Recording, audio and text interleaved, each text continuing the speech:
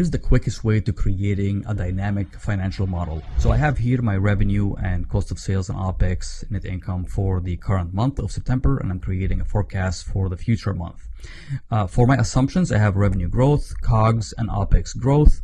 I'm going to go ahead and create drop-down menus that can drive dynamically my model. So what I can do here is that I can list my assumptions for revenue. So the first one is 10%, 20%, 30%, and then 40%.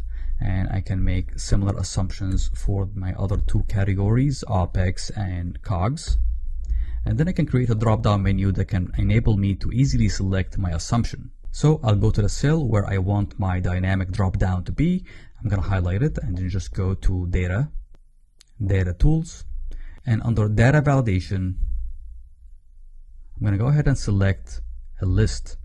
So now that I have a list, select the source of my list right here. So the source is going to be this set of cells next to my revenue growth, and then I'm going to hit OK. I'm going to do the same thing for COGS and OPEX growth.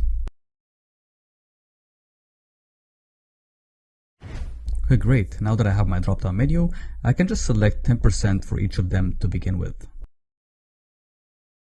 Awesome. The next step, I'm going to say revenue. Revenue in my forecast is going to be equal to revenue in the previous period multiplied by 1 plus this increase in revenue, close parenthesis. Before I leave it, I want to add a $sign so that when I copy my formula to the left or to the right, it's not going to shift my column around.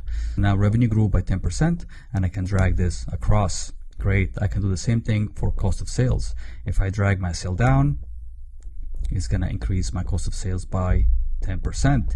Notice that if I change my 10% to 20%, it's going to dynamically increase my cost of sales.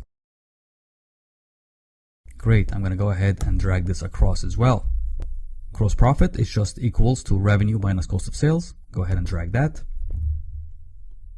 OPEX, I'm going to do the same trick. I'm going to say equal to previous month OPEX multiplied by 1 plus the increase that I added here.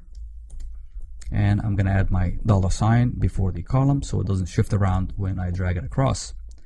Now my OPEX is ready to drag. Net revenue is just going to be gross profit minus OPEX. I can just drag this across.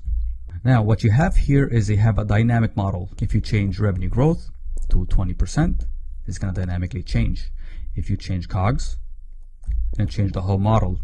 You can also go ahead and play around with OPEX to get to the optimal level. And that's how you do a high-level top-down financial model for the company. If you're interested to learn more, subscribe to the channel.